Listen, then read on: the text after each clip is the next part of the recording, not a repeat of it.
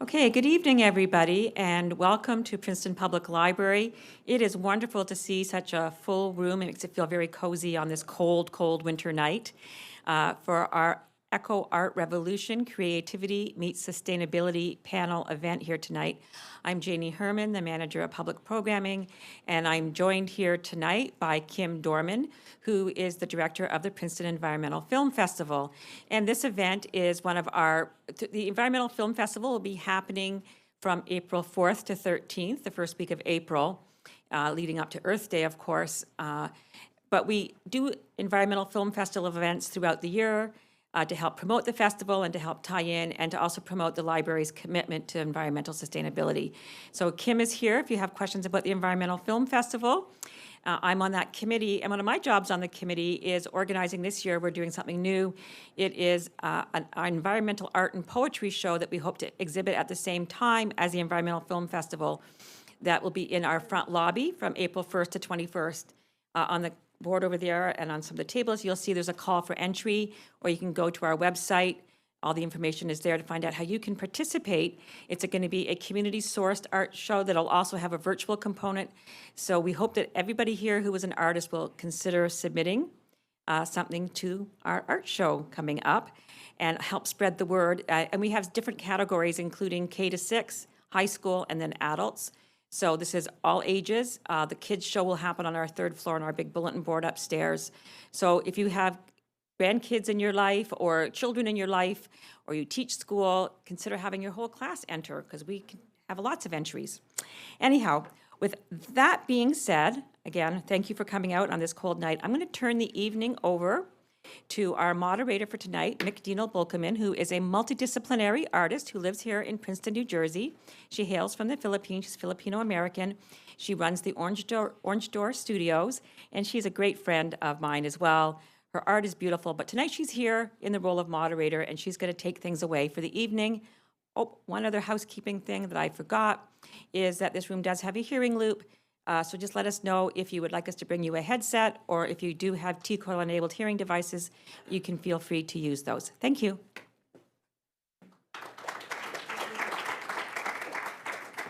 Hello, thank you so much for coming out tonight on this, it's freezing outside, I know. So I really appreciate your time and your attention tonight. I'll be moderating this evening. And at the beginning, each artist will come up to the podium and introduce themselves and their work briefly, and then we will take our seats and then dive a little bit deeper, and we will find out their origin story, the challenges we face as a community, and the baby steps we can take for a sustainable future. So the first artist will be Mary Waltham, the second will be Susan Honig, and then the third will be Karen Tuvison. Thank you very much. Thank you, Princeton Public Library. Thank you, Janie, for convening this. Thank you, fellow artists. And thank you all for coming this evening. My name is Mary Waltham. I live here in Princeton. I'm obviously not from round here. I want to talk to you a little bit about how I came to be an artist, and also a little bit about where that came from, how that came into my life. I've written out a lot of what I'm going to say in the interests of time, because we don't want all of us lot to blather on too much. So here I go. I grew up on a farm in a small village. The outdoors, open spaces, in all seasons were my habitat. Woods, fields, running water, ponds, total freedom. I went on to study biology, and after a spell teaching science, made the transition to a career in international scientific and medical publishing. Most recently, over the past 10 to 15 years, I've turned to and become deeply involved in a lifelong yet previously ignored interest of artistic expression. So here I am. After a few years learning about painting and drawing technique, I decided I needed more structure and context in my work, and I completed an undergraduate degree in fine art in 2019. The contemporary art approaches implicit in that study helped me understand my clear and perhaps inevitable focus on the panoply of environmental issues, large and small, that we face. There's plenty to chew on, and it feels to me like coming home. Some examples of my work. These pieces all use natural materials around me. The top one is a site-specific installation, a bark mural on our garden fence in Springdale Road in Princeton. I made it using pieces of bark that I picked up in the Institute woods. The fun part was making this and the conversations I had with passers-by. Bottom left are a series of runes. Now, runes are derived from an early Germanic alphabet, and they're thought to have mysterious significance. These are wooden runes, and they represent the symbol for water, installed beside an ancient pond that was drying out. It was the middle of a drought. It was part of a body of work on ponds, referencing the impact of drought and water shortages on ecosystems. The bottom right picture is a sculpture, I called it Grubenhaus, Germanic term again. It's a sculpture made as part of a body of work about the ancient practice of transhumance, which was moving animals from one area of pasture to another in spring and fall, often over considerable distances. It's an imaginary summer shelter for herders, and I was particularly interested in the remnants of that, of Anglo-Saxon transhumance in southern England. Each and all of these pieces are made from vegetation from local woodland, often as a result of hurricanes or high winds, or ash dieback, for example, in Europe. Each of these pieces invite the viewer to look more closely at familiar materials.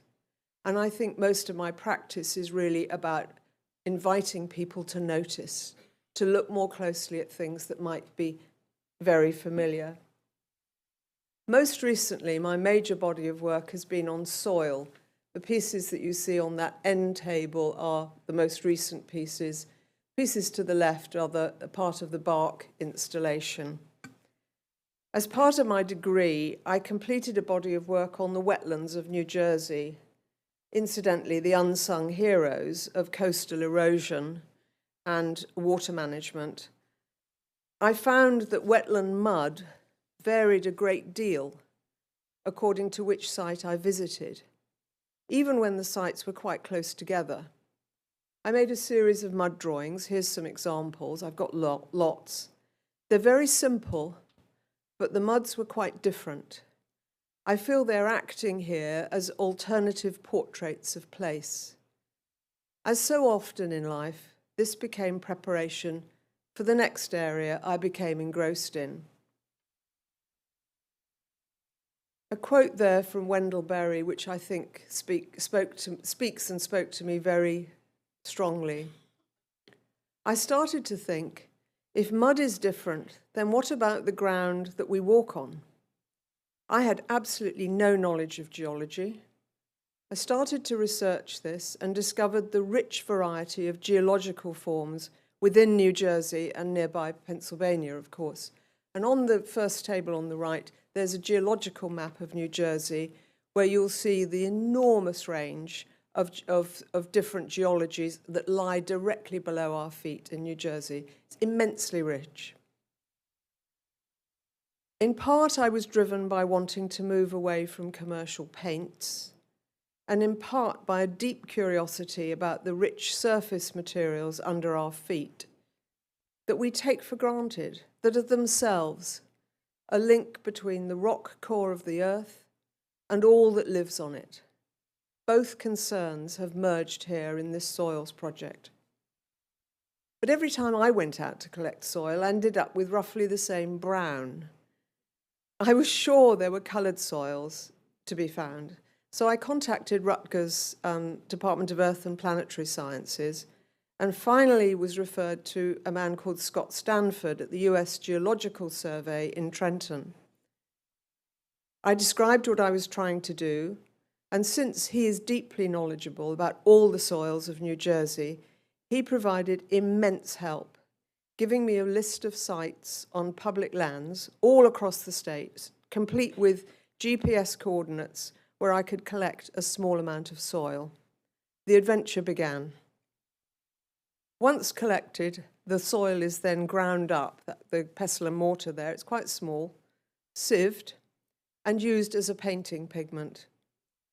Examples of each soil I've collected are here as earth blocks on the second table. Take a look. Feel the soil. It's very different. It's very rich. This is an amazingly rich palette and the textures so far. More portraits of place using natural materials. So far, I have called this work Ground. It is centered on the often overlooked soil that we walk on, harvest from, excavate, and extract from. The word's origin, grund, is Old English, meaning foundation or base. It seems a good word for this continuing exploration. Thank you for listening.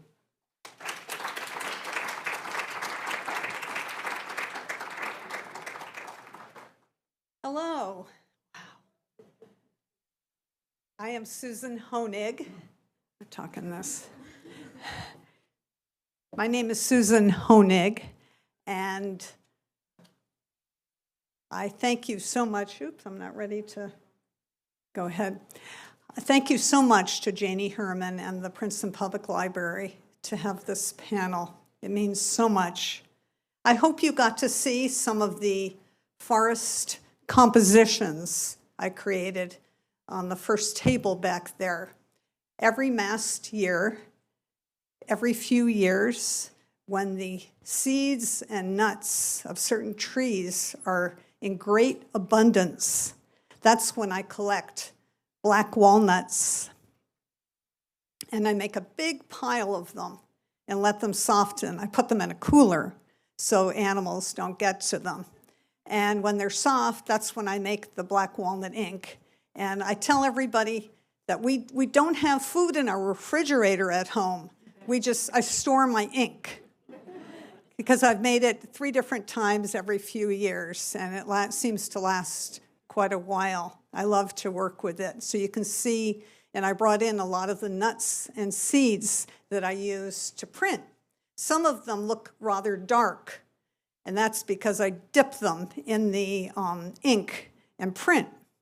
So I hope you'll take a look at those. And also, ever since Hurricane Sandy in 2012, I collect cross-sections. I would shadow tree savers and collect different cross-sections. For a while, our house was just filled with cross-sections drying because you can't let them dry too fast or else they'll crack. And sometimes I'll make birds and put them in, and then I draw the leaf on the surface using pyrography. That's a burning tool to create the leaf on a certain tree, because originally I was really interested to learn, especially in the winter, the bark, to be able to identify a tree through looking at the bark. But I'm going to show you another project that I had been working on since 2016. I make leaf sculptures, ecological leaf sculptures. And I started out making leaf sculptures in the Graber Woods. It's across from where we live in Franklin Township in Griggstown. And there's a walking trail that goes through about 95 acres of land. And along the walking trail, beneath the trees I create these leaf sculptures. This one is an American beech. You can see all the beautiful beech trees all around and all the green leaves. So I carried the stone. I'm really careful about the stone I use and taking it away from any kind of life that might be living within it, or under it, or around it. I found a pile of this granite on top of the hill, and I carried it down. And so ever since 2016, it's been here. beneath the American beech trees. Fagus grandifolia is the name of the American beech. In this preserve, I created actually 11 leaf sculptures, and then 2 other ones at Mountain Lake, and 1 other one, which is not of a white ash leaf sculpture, which is not actually open to the public quite yet. And I use these leaf sculptures to give walking tours. Walking tours. I've given quite a few walking tours because I want people to see what goes on in the understory of the forest. Already back in 2016 or 2017, I was leading groups of all kinds of people. I would advertise it in the local paper, and people would come and we'd walk through the pathways, looking at all these leaf sculptures. And also I use it as a way, personally, to study what's going on in the understory. And I learn as much as I can about each site. Each site is very different. Very different. And so this group, I was showing them something around the stone. Maybe they were beech drops, which come out later in the summer. I've been working on paintings about each site. This is a painting called Light Entangled. Photosynthesis in Perfect Harmony. And this is a painting of the American beech leaf juxtaposed against a head with you can see the beech nut at the bottom with the 3 seeds. Typically, beech nuts have 2 seeds in them, sometimes 3. And I felt that I was very lucky to find a 3rd one, which often has a flat bottom. The other 2 don't. And I use that to print the flat bottomed seed in the black walnut ink, and that's what I use down here. So you can see the nut and the bud, the American beech bud coming out with the seeds. Photosynthesis in perfect harmony, because we need photosynthesis. We need it. We need sunlight. We need for the leaves, because the leaves, especially of the American beech, capture CO2. With the water that comes up, transpirates through the roots. We need that to come together to form sugars in the tree, which actually help to generate oxygen, the air we breathe. So we need this. We need photosynthesis. So we need leaves on the trees.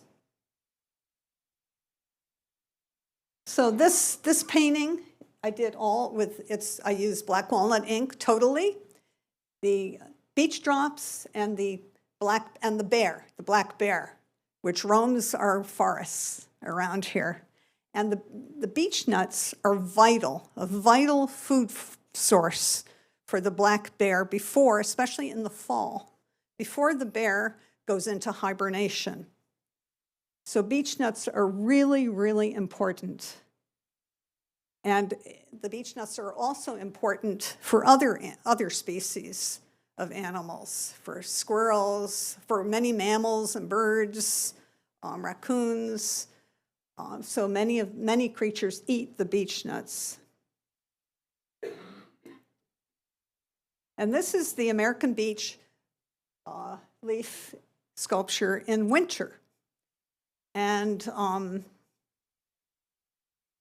you can see the leaves still on the trees there, still on the American beech. It's a huge area of American beech trees. And the leaves are still on there. And I'll show you a picture in a minute and tell you why that is in the winter. So that's the leaf sculpture. I go to these sites at all different times and see what's going on. This, you can see, I took this picture of the American beech leaves hanging on in winter, and that is called when the leaves are marcescent. This marcescence means the leaves hang on the trees. And it's quite a mystery to scientists as to why. They think that it helps keep away a lot of the wildlife, so they don't eat the young twigs, because often you see more leaves on the bottom than you do higher up. But it's interesting the way you'll see all the trees bare in the winter, except maybe some oaks. But the American beech typically would always have leaves hanging down. And then they eventually fall off. But sadly, I have to show you this painting I did just last summer, because it's about the American beech leaf disease, which is so sad, because it's affecting the leaves of the American beech all over. I checked many different places all over Princeton, and I saw this. And it's from a nematode, which is a microscopic worm-like creature which lives within the leaves of the American beech tree, and it feeds within the leaf. And then it causes these, this painting I did was looking up into a beech tree, actually at the same site as the sculpture. And you can see the bands of green. Some leaves wither, some leaves have bands of green, dark and light. And this is what's happening. So I've been doing a series of paintings on what I see and showing people, because you have to look up to really see these leaves, these beautiful leaves that now are banded, and then eventually they wither and they fall down. And this nematode is just raising havoc, because, of course, when the leaves come off the tree, we can't have photosynthesis anymore. There won't be leaves. So sometimes it's rather new phenomena all around. I see it really everywhere. And this is a painting of the buds coming up in the spring. And a black-capped chickadee on the top right. And the reason why I put this particular painting in is because people think that this nematode could be spread from birds eating the early buds from the tree, which might have this microscopic organism in it, and then they spread it throughout the land in their wings, in their droppings. In fact, they believe that originally some birds came from the Midwest and came here and spread this beech leaf disease. So black-capped chickadee and other birds are attracted to the buds, which might have this creature in them. And no, I see it. I don't know what'll happen to the trees. I think it takes a while. I don't know if treatments are used. They're very strong chemicals, like with the white ash trees. Some people have the white ash trees treated, and they can last, their life can be prolonged. By the way, I have an exhibition right now at the Hutchins Galleries at the Lawrenceville School. I put some cards out for the show on the table. And there's a whole series I did there, 15 paintings of the white ash, to educate people about why the white ash tree is dying. So many white ash everywhere. And it shows the emerald ash borer, what it looks like, and the cycle of the ash, life of the ash tree. And I think this is the last one. So this is what I do, creating leaf sculptures to study the understory and what's going on and notice the changes in the forest. So, thank you. Hi, everyone. My name is Karen Tuvison. I am a sustainable artist and a community arts advocate. I currently have a work on exhibit in the Princeton Library's second floor reading room. It has been up there since November 1st. The exhibit is titled Rhythms of Nature, a Dance of Balance and Beauty. Before I kind of tell you a little bit more about myself, I want to say thank you to Princeton Public Library for putting this together. I really don't like hearing myself this loud. I want to thank all of my friends that came out today, all of my fellow artists and my art supporter friends, my husband and daughter who put up with, as you can tell by what we talk about, a house full of art, which means stuff is all over the place. So thank you. I'm going to talk a little bit about what my exhibit is about. So the standing panel over there with 3 pieces on it, that is my work. Upstairs, there's a lot more. Upstairs, the purpose of the exhibit upstairs is to tell you about my creative journey and ongoing efforts to, I got to read this, balance sustainable creative practices with being a productive member of modern society, where making environmentally friendly choices is not always easy, right? Okay, so, yes, okay. So nature focused. Everything I do is always somehow about nature. Sustainable. When I say I'm a sustainable artist, I am referring to how I source my materials. So I try to find, my paints are handmade in a small factory in upstate New York.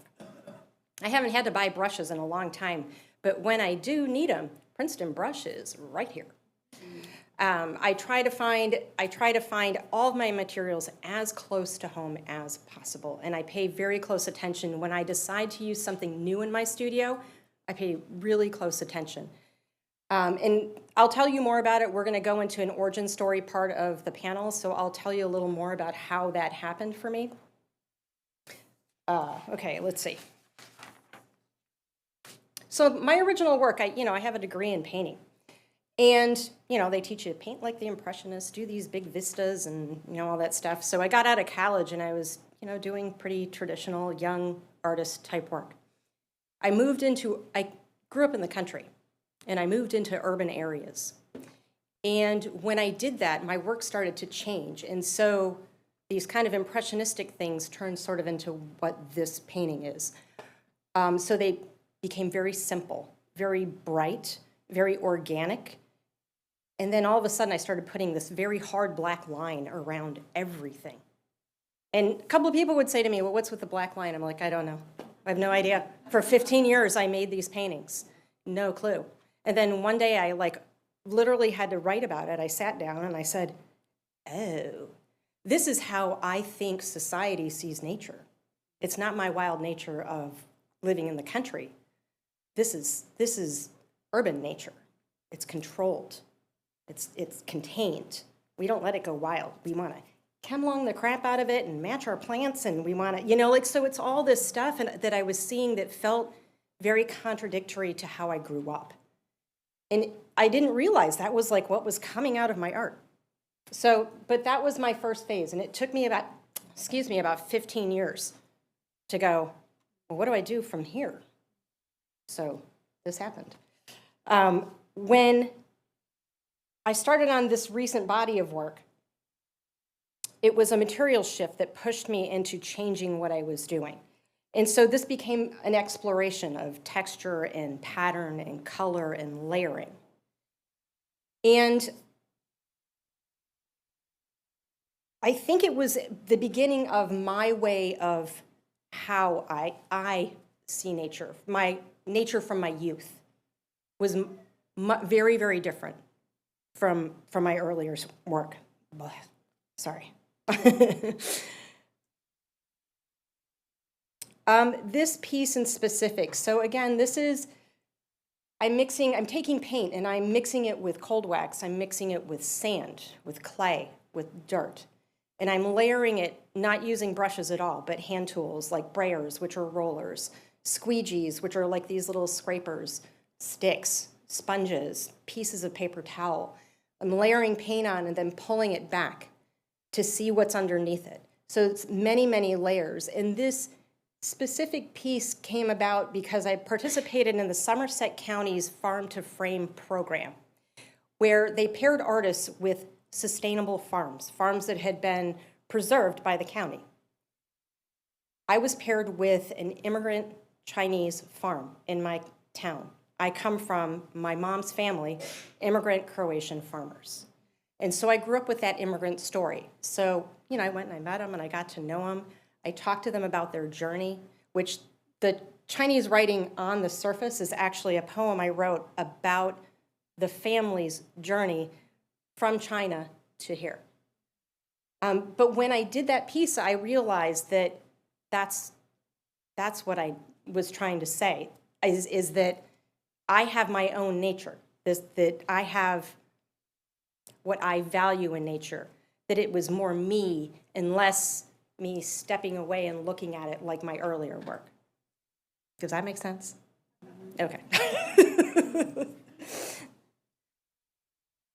So this is some of my newer work. I think what I started realizing was I needed to somehow kind of marry those two things. Keep those elements of nature, but then use my materials that were mine, that dirt and that clay. And so I gave myself a challenge. I said, okay, I've got to, you know, there's a 100-day art challenge, make art for 100 days. And so because I'm crazy, I said, well, no, I got to finish a piece. I got to start it and finish it in one day. And so I developed this technique that I use. They're mirror images. So I apply the paint on one side. Okay, well, this is what I want it to look like. I take another blank piece of paper and squish them together. And then when I pull them out, I never really know how they're going to turn out, quite honestly. They're very spontaneous is a good word. That's what I put up there. Very messy, and they're very wild, and they have a lot of texture. And I think when I started doing this, I was like, this is my nature. I found it. So I don't know where I'm going to go with this from here, but this is what my most recent work is. You can see a sample of all of this work upstairs. If you have the time and you can go upstairs and see the show, that would be great. I'd really appreciate it. Thank you again for coming, and off we go. So you've heard a little bit about the artists, their process, and their work. And this part, I want to keep it very short because you've heard a lot. I want to know about the origin story. Every superhero has an origin story. Love being a superhero. And if you can think of a time where you embraced the title sustainable artist or eco-artist, can you think of that time, even if it's gradual, and talk a little bit about it? Mary? I think when I first started painting and drawing, I thought I was going to be doing landscapes, and it was going to be all about countryside. And it was a little bit like Karen said, you know, you think you'll go out and you'll do some Monet type things. And as things went on, and particularly when I was doing the contemporary, you know, the undergraduate thing, I was being pushed to do more reading and research. And I think my practice now is very research-based. If I don't do a lot of reading and find out a lot more about something, I'm not satisfied I can start to make anything.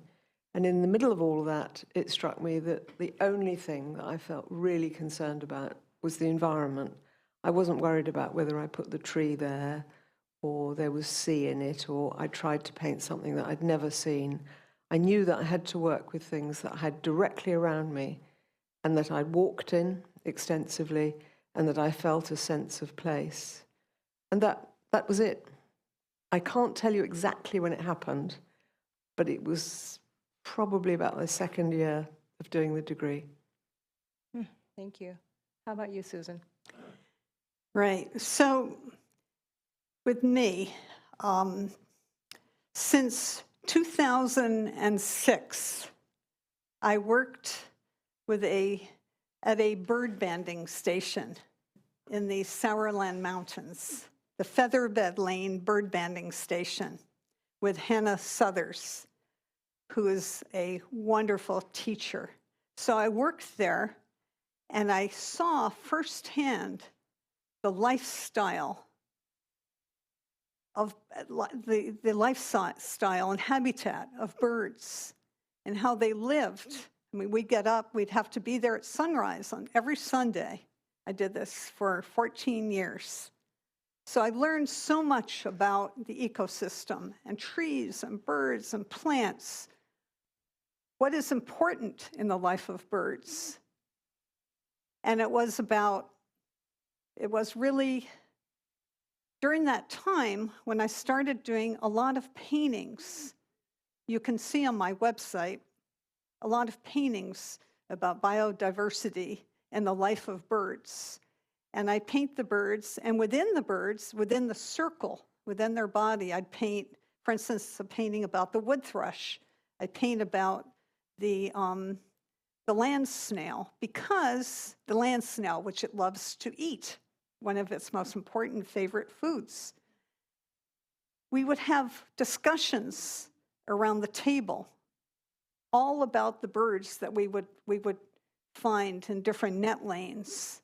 And I took that in, and I'd go home and I'd do a lot of paintings.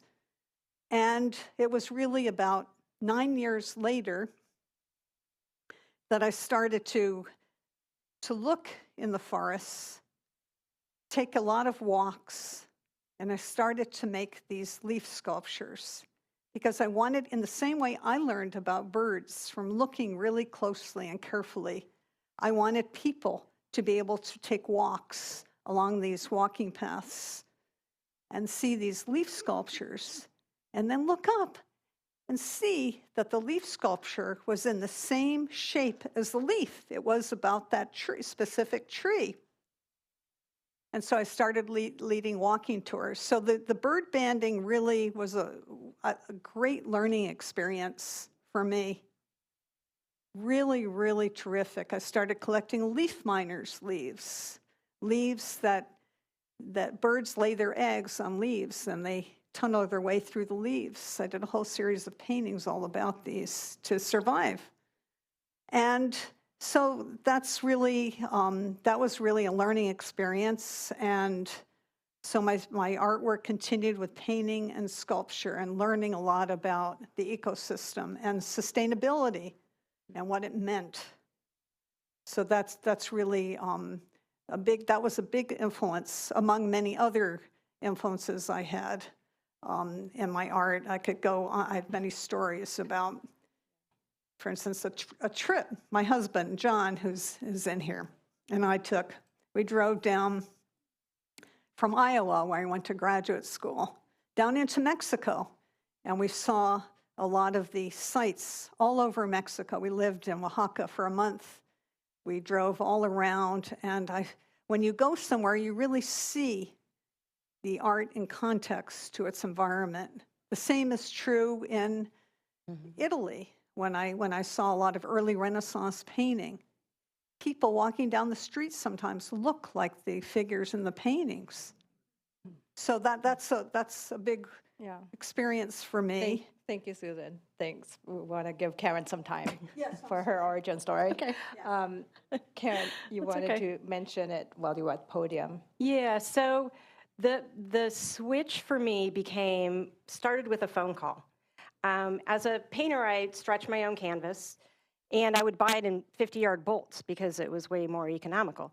And I called the place that I usually got it from. And I said, I want to get a 50-yard bolt of organic cotton canvas. And I used this place because they had on their website, made in the USA, which I like that. So I called, and I said, I need to order another bolt. And she said, no, I'm sorry, we don't have it. And I said, well, what do you mean you don't have it?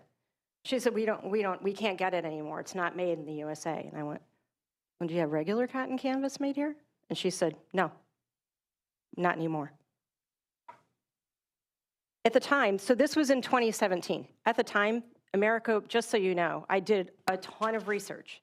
America was producing 1/3 of the world cotton was coming out of this country, but it was all being shipped overseas.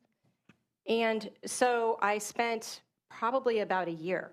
And the more I researched, the angrier I got. Because, we grow cotton. So I ended up talking to a gentleman. I called all these different people. I ended up talking to a gentleman who was the head of the American Cotton Growers Association, who I am pretty sure thought I was a complete lunatic. I'm like, I'm an artist, and I'm trying to find canvas. And he was like, you're what? But he explained to me what happens to the cotton in the U.S. It leaves here, it gets cleaned in one country, it gets spun into thread in another country, it gets woven into cloth in yet another country, it gets dipped and dyed in another country, and then it goes somewhere to get cut into the materials and then gets imported back into this country. So when I learned that, again, mad. I was like very, very upset about that. Plastic ocean. Okay, how am I contributing to this?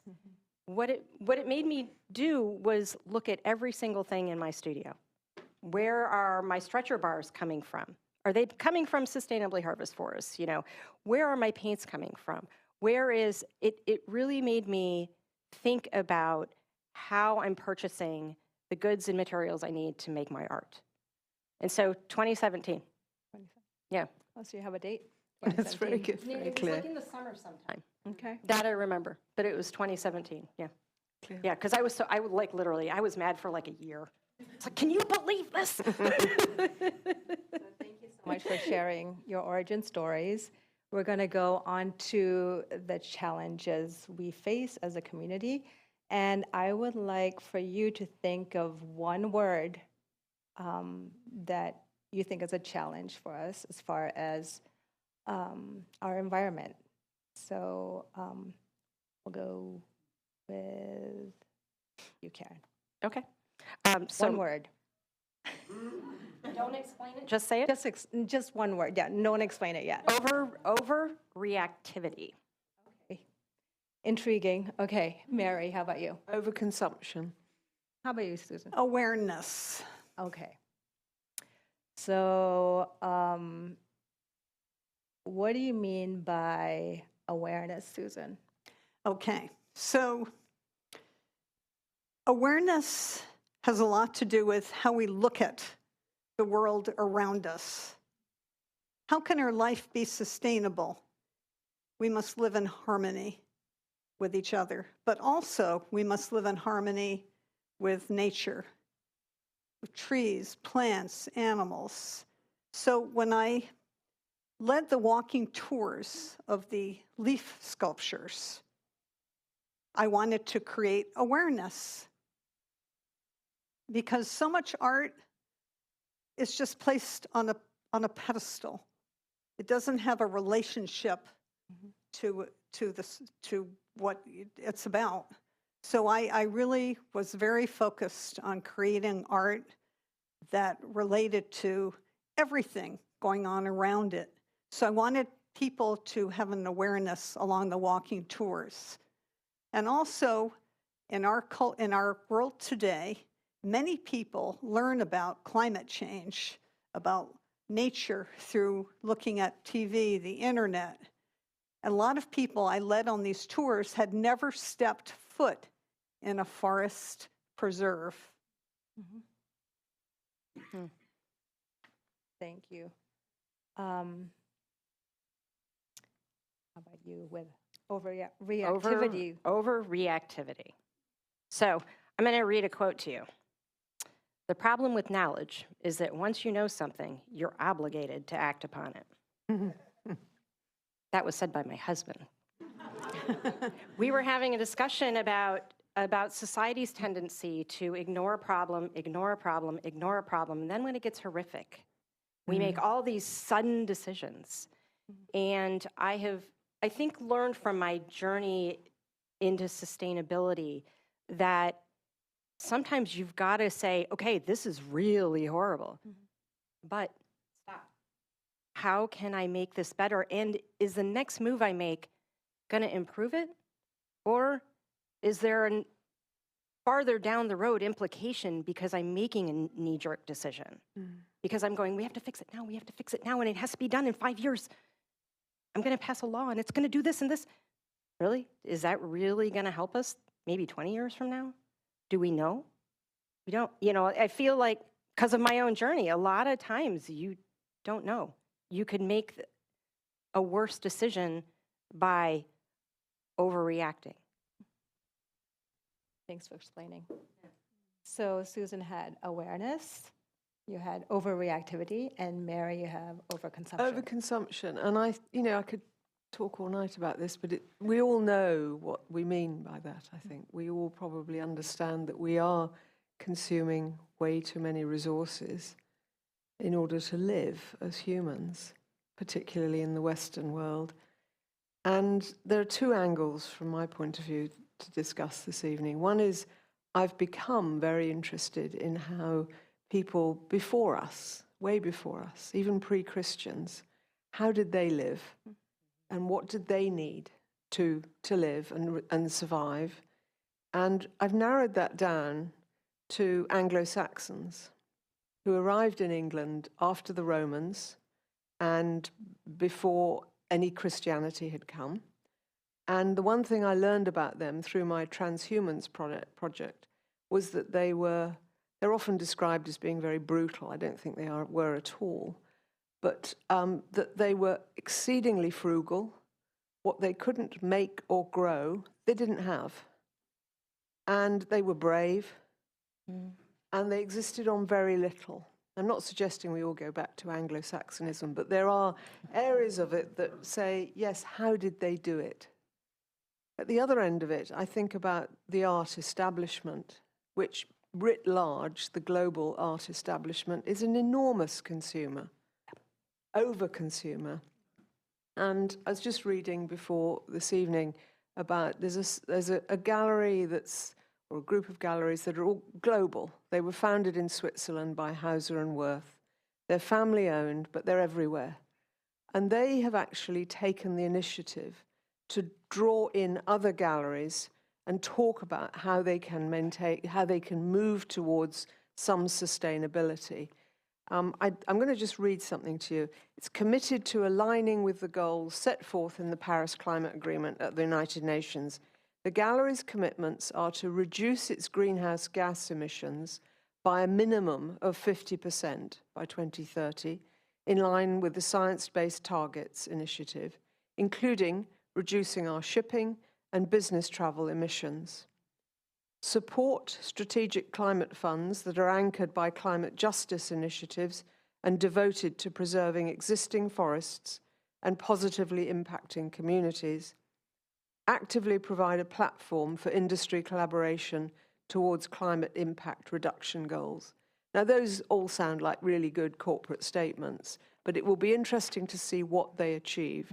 They annually convene a meeting with other galleries and are trying to move towards that, which I think is a strong move. So I come at it from two ends, really very, very ancient civilizations, and what is one of the big offenders, which art is, with the biennales and so forth. What are they trying to do about it? Thank you, artists. So challenges may seem daunting for a lot of people, or especially regarding the environment. And I'd like to go into baby steps that you took in your work to create a more sustainable practice, and maybe baby steps as a community, something that they can adapt for their daily lives. So, Karen, would you like to start with baby steps? Sure. I would say research. Slow down and research. I know, as an artist, when you make that decision, and I'm going to say most artists I know, you try to be green and eco-friendly as much as possible. It's just the nature of the way artists function. But if you're faced with saying, I want to change and I need to stop doing something that you feel is environmentally friendly, think about your next step. Research your next step. Look and see, well, do I want to go this way? Do I want to go this way? Is there long-term effects this way? Like, take your time. you know, the world won't stop because, you know, you take your time to make a decision. And, you know, that's pretty much the best I can say. Susan. Okay. I don't really think of it as taking baby steps. I think of it as a way of life, an all-encompassing way of seeing things. I think that my own work gradually developed in different ways. And sometimes I move on to something and I might go back and forth. It's kind of like the rhythm of the water, the tide, back and forth. And sometimes there's something else there. And I take a look at it and I study it because it interests me. I look at a lot, but I study something in more depth when it interests me. For instance, a red maple tree in front of our home. And I began to look at the trajectory of the leaves and how they move around. Different maple trees have different trajectories. And I started to notice how I've been looking at this for years and years. We've lived in the same home for 34 years. But this last spring, I was looking at how the maple leaves land. Some land upright between the grass, and some land flat. And what is that advantage of landing upright? Well, there is. It's that it sprouts easier when it lands upright. So I began to just look carefully at the life around me. And I think everybody can do that in different ways. Mary. Well, I think it sort of speaks to the consumption. I love going to Jerry's. I really, the art store. I just love it. It feels good in there. But I've just stopped buying. I think if you looked at the amount that I bought over the past few years, it's just gone down and down. It doesn't mean to say I go any less. I just go and walk up and down and think, I don't really need this. So I've stopped buying art materials largely. And I think that's also had an impact. You asking about what do you do in your life. I've always been a great fan of consignment shops. So the baby step in terms of my lifestyle is often that I just don't buy much new clothes. And I try to buy things from consignment shops and take them back to consignment. That's just my little baby step. I think there's a whole other big discussion about recycling and what we do with what we carefully think we're recycling, but that's another discussion. And if it's getting recycled. Exactly. Where is it ending actually up? being Where recycled. is it ending up? Yes. Thank you so much for the actionable steps that you've suggested. And we have time now for some Q&A, and I hope we engage with the audience. You can ask the artists more questions. And I just want to start by asking you a question, Mick. yeah. Because you have sustainability built into your work, so I'd like you to share that with the audience as well, and some of the works that you do. Okay. Yeah.